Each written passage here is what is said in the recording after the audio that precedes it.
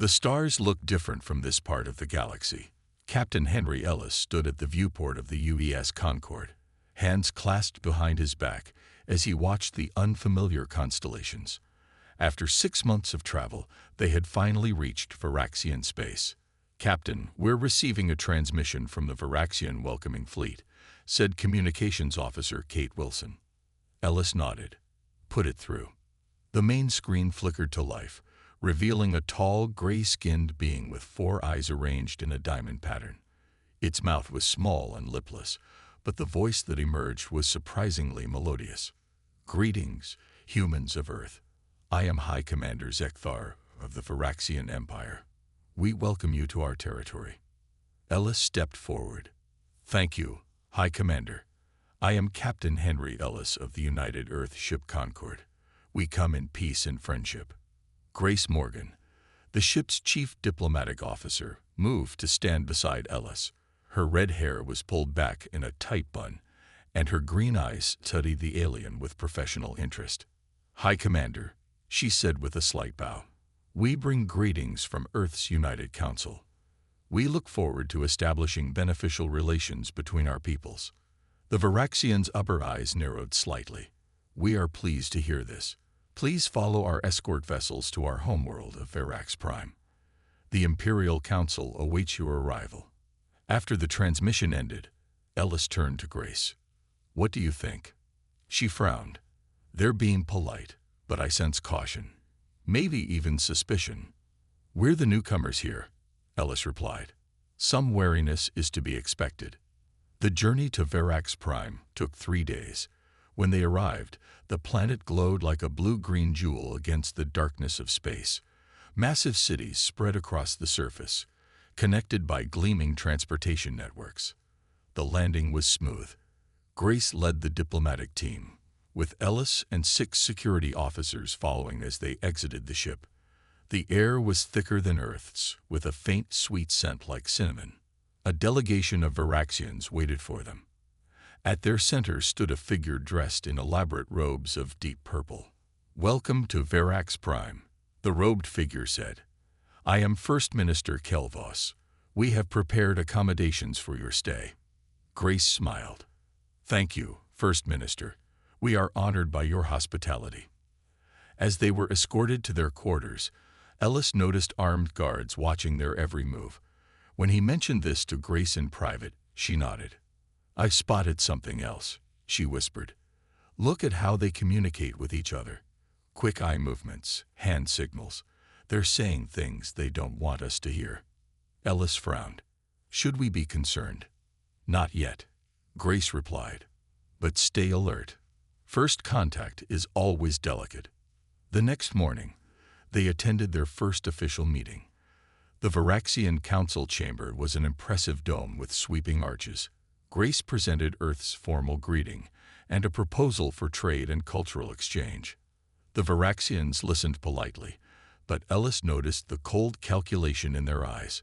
When one council member asked about Earth's military capabilities, Grace skillfully redirected the conversation to scientific cooperation.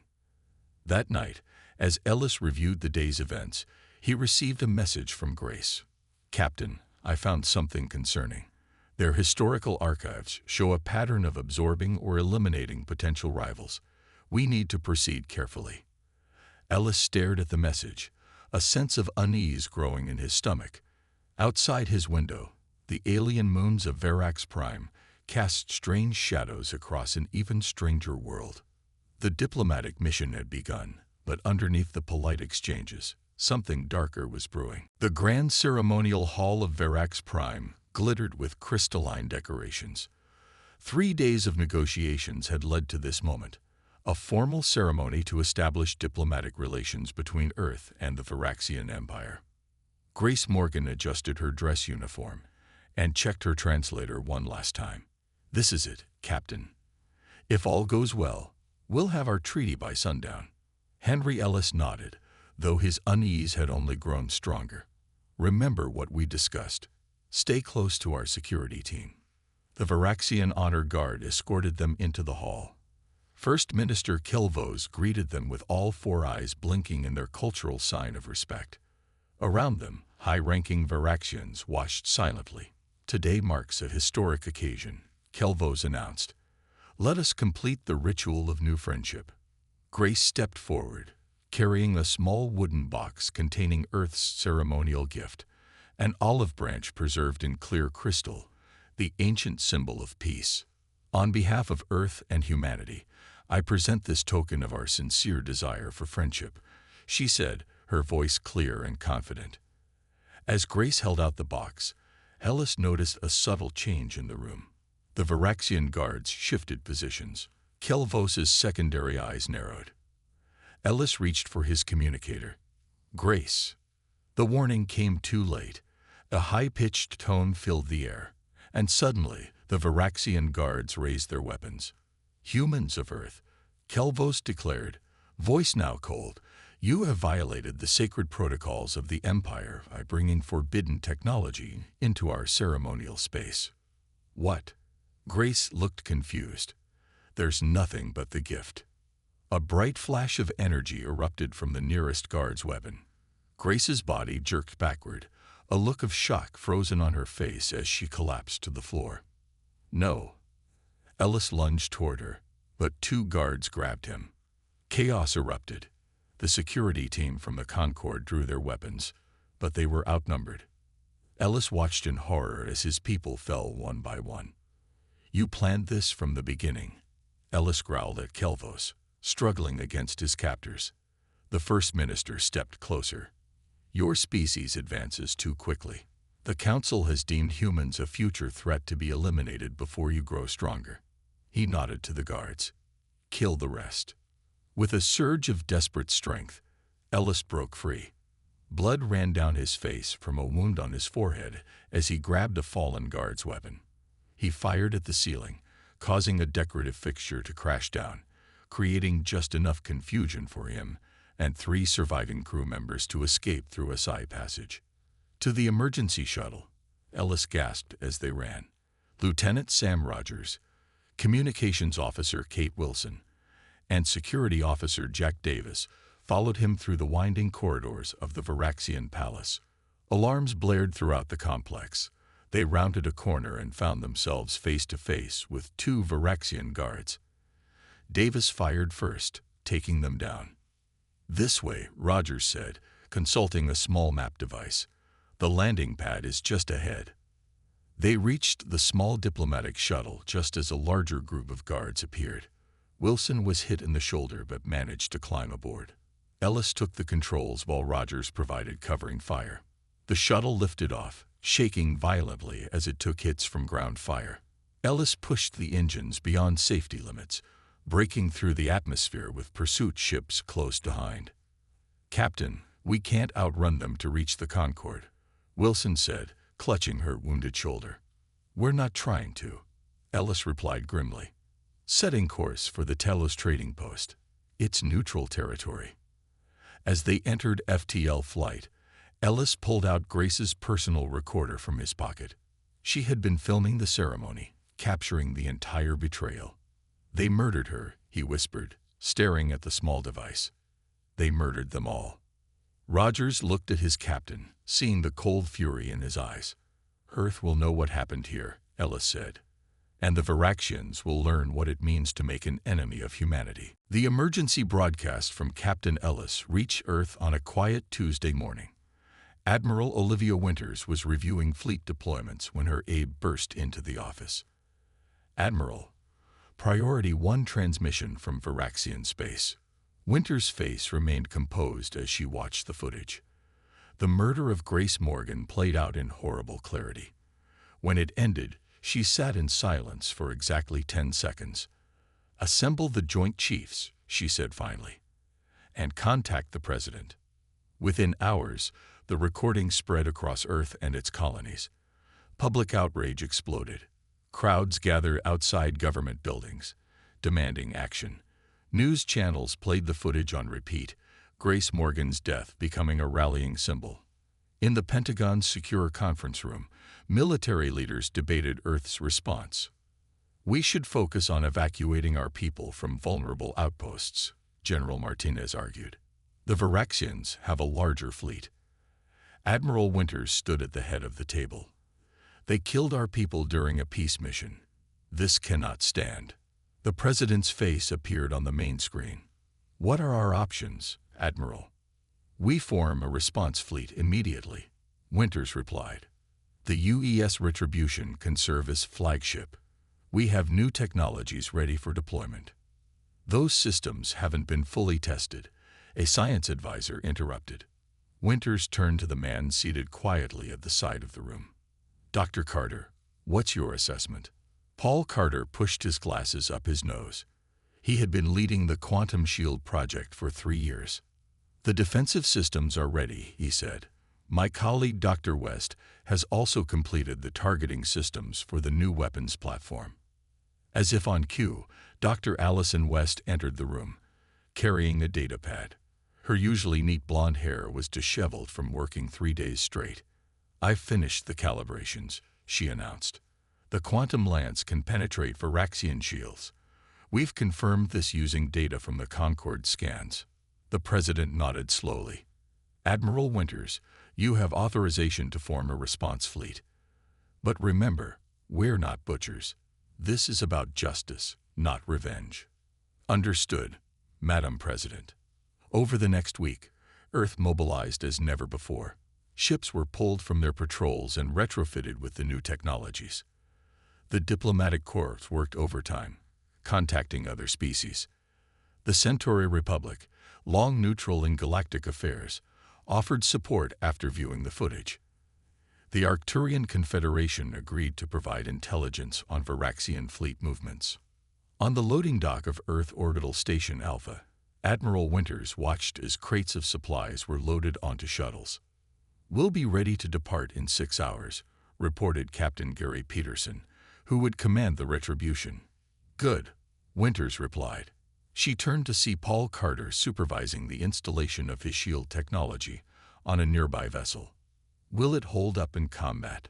She asked him. Carter nodded. It will. Allison and I tested it against everything we could think of. Speaking of Dr. West, she approached them with a group of technicians. The targeting systems are calibrated on all primary vessels, she reported. The Varaxians won't know what hit them. Later that evening, Admiral Winters stood on the bridge of the UES Retribution as 57 warships prepared to depart. All ships report ready, Admiral, said Lieutenant Alan Foster from Tactical. Winters looked at the main view screen, where Earth hummed like a blue jewel against the darkness. This is Admiral Winters to all ships, she said, her voice carrying to every vessel in the fleet.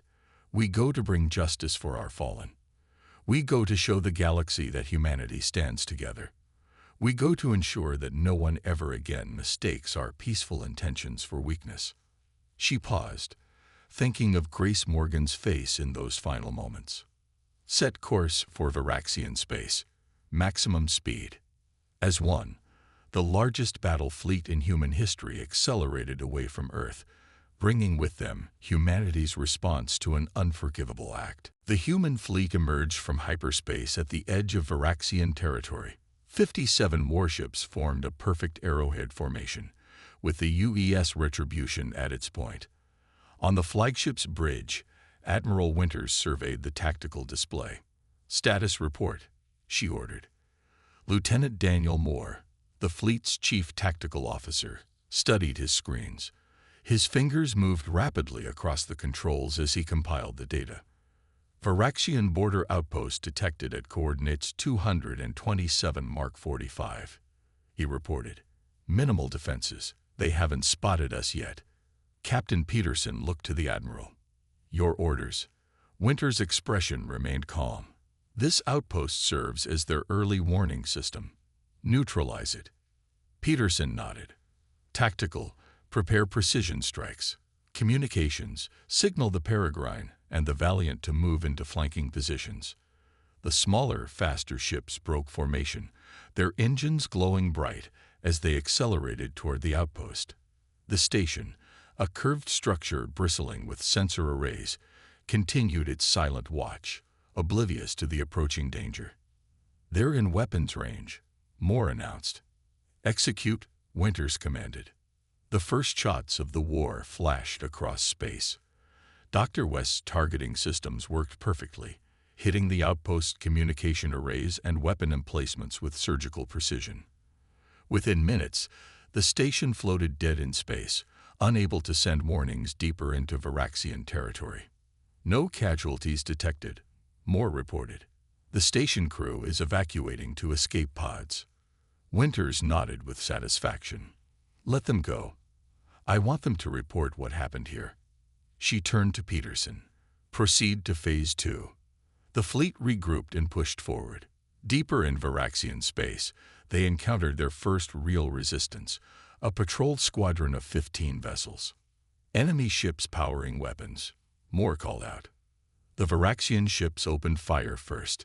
Energy beams lanced toward the human fleet, but they impacted against the shimmering barriers of Dr. Carter's quantum shields.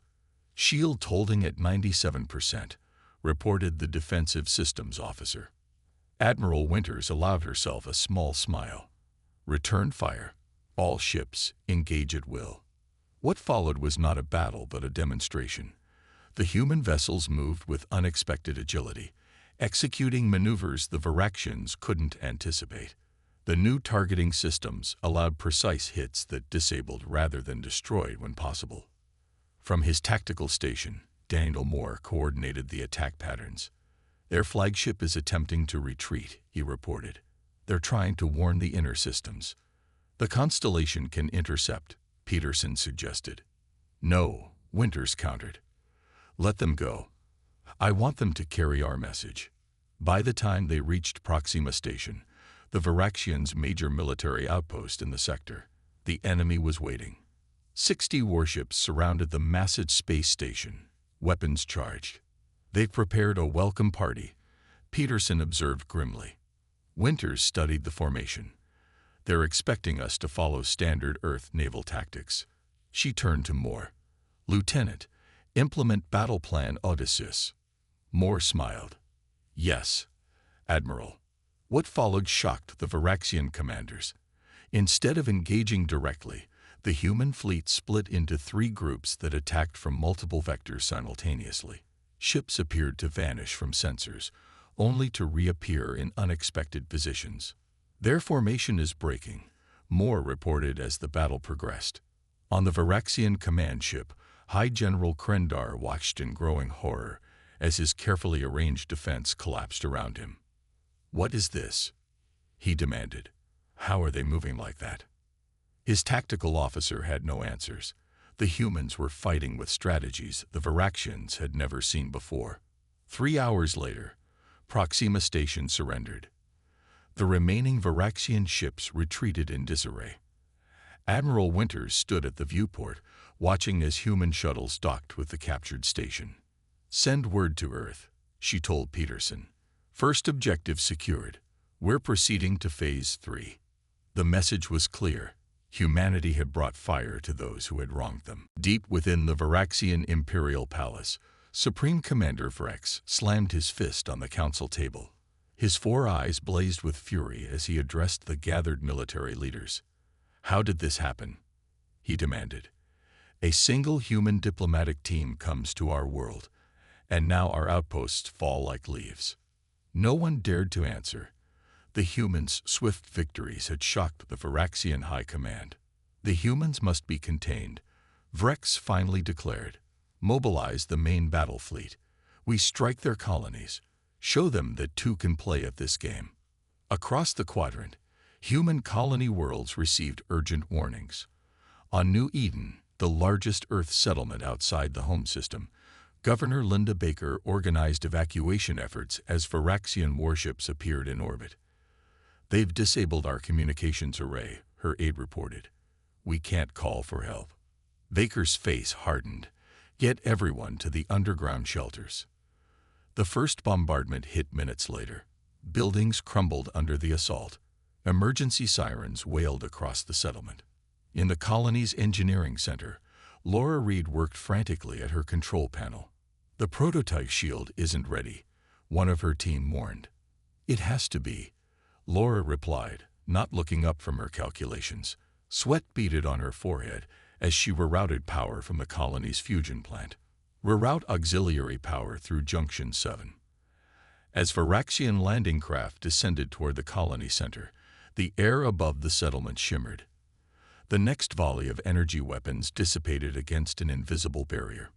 "Shield is holding," someone shouted. Laura allowed herself a brief smile. It won't last long, but it should give people time to reach the shelters. The shield saved thousands of lives that day. Similar attacks struck 3 other colonies with varying degrees of success. The Varaxians had expected easy victories against defenseless settlements. Instead, they encountered determined resistance and unexpectedly advanced defenses. Meanwhile, in a less populated region of Varaxian space, Captain Frank Miller led a different kind of campaign. His ship, the UES Sparrow, was small and fast, designed for stealth operations. With 5 other similar vessels, he targeted Varaxian supply lines and communication relays. "Strike and vanish," Miller told his crew as they disabled another enemy cargo vessel. "We're the ghosts they can't catch." The Sparrow's sensors detected an approaching Varaxian patrol. Miller smiled. "Prepare for shadow protocol." The human ships activated their experimental cloaking systems, becoming invisible to Varaxian sensors. The enemy vessels passed within kilometers, detecting nothing. Back on the Retribution, Admiral Winters received disturbing news. "The Varaxians have deployed biological weapons against Newton Colony," Captain Peterson reported grimly. "Initial reports indicate some kind of engineered pathogen." Winters' expression darkened. "Casualties?" "Minimal so far." The colony's medical team deployed countermeasures quickly. "Contact Dr. West," Winters ordered. "We need a response to this escalation." Within hours, Dr. Allison West and her team had analyzed samples of the biological agent. "It's sophisticated," she told the Admiral, "but we can counter it. More concerning is what this tells us about Varaxian tactics. They're getting desperate." The war intensified as both sides committed more resources. A critical Varaxian space station, Nexus 7, became the focal point of the conflict. Controlling it would give either side a strategic advantage in the sector. Admiral Winters studied the holographic map showing the station's defenses. Captain Miller's team had provided detailed intelligence on its vulnerabilities. "This will be our most difficult target yet," Peterson noted. Winters nodded. "And the most important, contact all fleet commanders. It's time to coordinate our forces for a decisive blow." As the human fleet regrouped for this critical battle, the Varaxians rushed reinforcements to defend Nexus 7. The stage was set for the conflict's turning point. Nexus 7 loomed in the viewport of the UES Retribution like a metallic spider in space. Its central hub connected to 8 massive arms, each bristling with weapon emplacements. Around it, the Varaxian defense fleet formed a protective barrier of 120 warships. "That's a lot of firepower," Captain Peterson observed quietly. Admiral Winters nodded. "And behind it lies the path to the Varaxian homeworld." She activated the ship-wide communication system. "This is Admiral Winters. All hands to battle stations. Prepare for Operation Firestorm." Throughout the human fleet, crews rushed to their posts. On the Retribution's bridge, Tactical Officer Daniel Moore finalized the attack coordinates. "Captain Miller's scout team is in position," he reported. "They've planted the signal disruptors on the station's outer sensor ring." Winters checked the mission clock. 3 minutes until they activate. Prepare for the first phase. In the darkness of space, 6 small ships drifted silently near Nexus 7. On the bridge of the Sparrow, Captain Frank Miller counted down the seconds. "Disruptors active in 3, 2, 1. Mark." Across the station, critical sensor systems suddenly went offline. Varaxian technicians scrambled to identify the cause as alerts flashed across their control panels. "Now," Miller ordered. His small team launched precisely targeted strikes against the station's communication arrays, cutting it off from the defensive fleet. At the same moment, the main human fleet emerged from hyperspace, not in front of the Varaxian armada, but behind it. "They've spotted us," Peterson announced. "Enemy vessels are breaking formation." "Just as we predicted," Winters replied. Signal Phase 2. Deep in the science lab of the Retribution, Dr. Allison West activated her console. For weeks, she had been working to decipher Varaxian communication codes. Now, she entered the final sequence. "Transmitting now," she reported through the comm system. Across the Varaxian fleet, ships began receiving contradictory orders. Some captains were told to advance, others to retreat. Confusion spread as their carefully coordinated defense collapsed into chaos. "It's working," Moore observed as the enemy formation disintegrated. Winters nodded. "Dr. Carter, you're authorized to deploy the quantum weapons." In the Weapons Control Center, Paul Carter made final adjustments to the system he had developed. Unlike traditional weapons that destroyed targets through brute force, the quantum lance disrupted the atomic bonds holding ships together. "Quantum lance charged and ready," he confirmed, targeting primary Varaxian command vessels.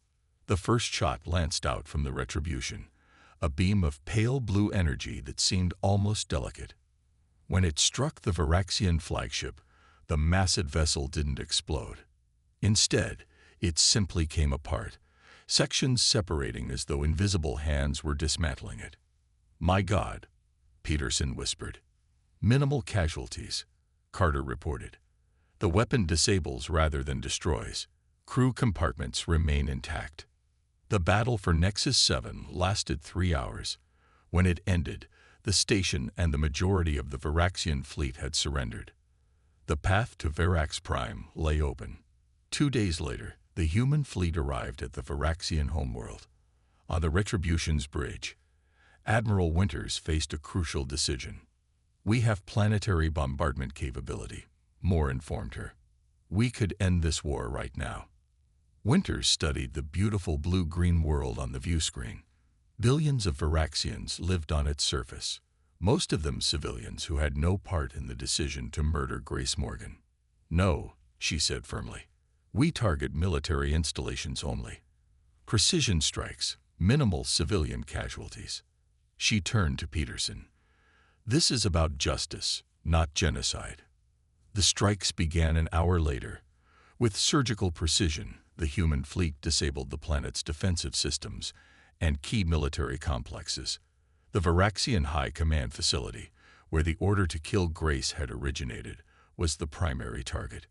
As their defenses crumbled around them, the Varaxian leadership finally understood. They had gravely miscalculated. Humans would fight fiercely to avenge their dead, but they would not become monsters in the process.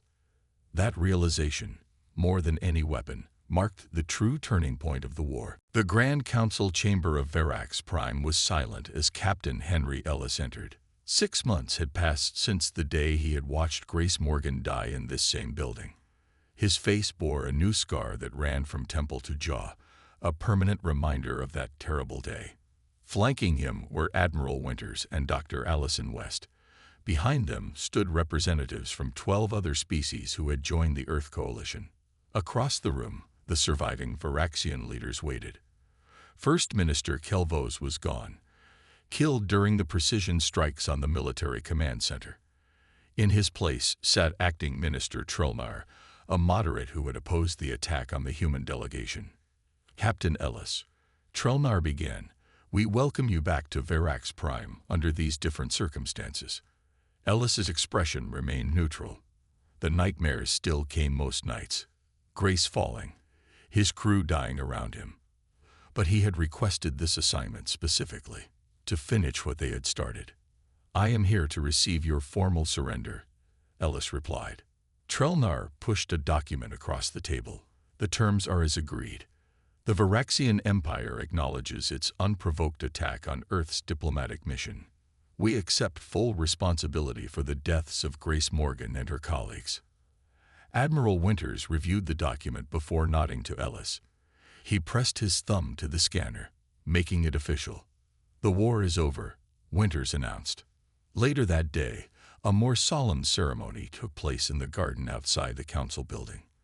A memorial had been constructed, a simple stone monument bearing the names of Grace Morgan and all others who had died in the conflict. Ellis placed a small olive branch, identical to the one Grace had carried, at the base of the memorial.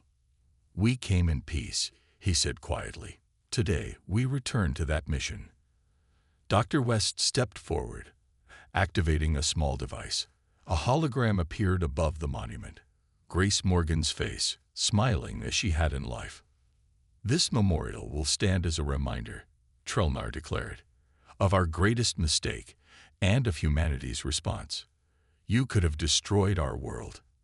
Instead, you chose justice over vengeance." Ellis looked at the Varaxian leader. "That's what makes us human." 1 week later, Ellis stood on the observation deck of the Retribution as it prepared to depart for Varaxian space. Admiral Winters joined him, looking out at the stars.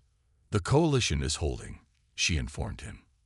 "The treaties you negotiated have been ratified by all parties." Ellis nodded. "And the annual Remembrance Day, approved by both Earth and Varaxian governments.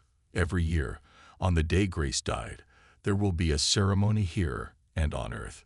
A small smile crossed Ellis's face. She would have liked that. Grace always believed in building bridges. "Captain," Winters said carefully, "the President has approved your request for a new assignment. Are you sure about this?" Ellis turned to face her. "Yes. I want to command the new diplomatic vessel. The UES Concord was destroyed, but its mission continues." "And its name?" "The UES Grace Morgan," Ellis replied. "A reminder of what we lost and what we're building." 3 months later, the newly commissioned UES Grace Morgan departed Earth orbit. Its mission: to continue peaceful exploration and diplomatic relations with other species. Captain Henry Ellis stood on its bridge, watching Earth shrink in the distance. "Course laid in, Captain," reported his new navigator. "Thank you, Lieutenant," Ellis replied. "Let's see what's out there." As the ship accelerated to FTL speed, a new chapter began.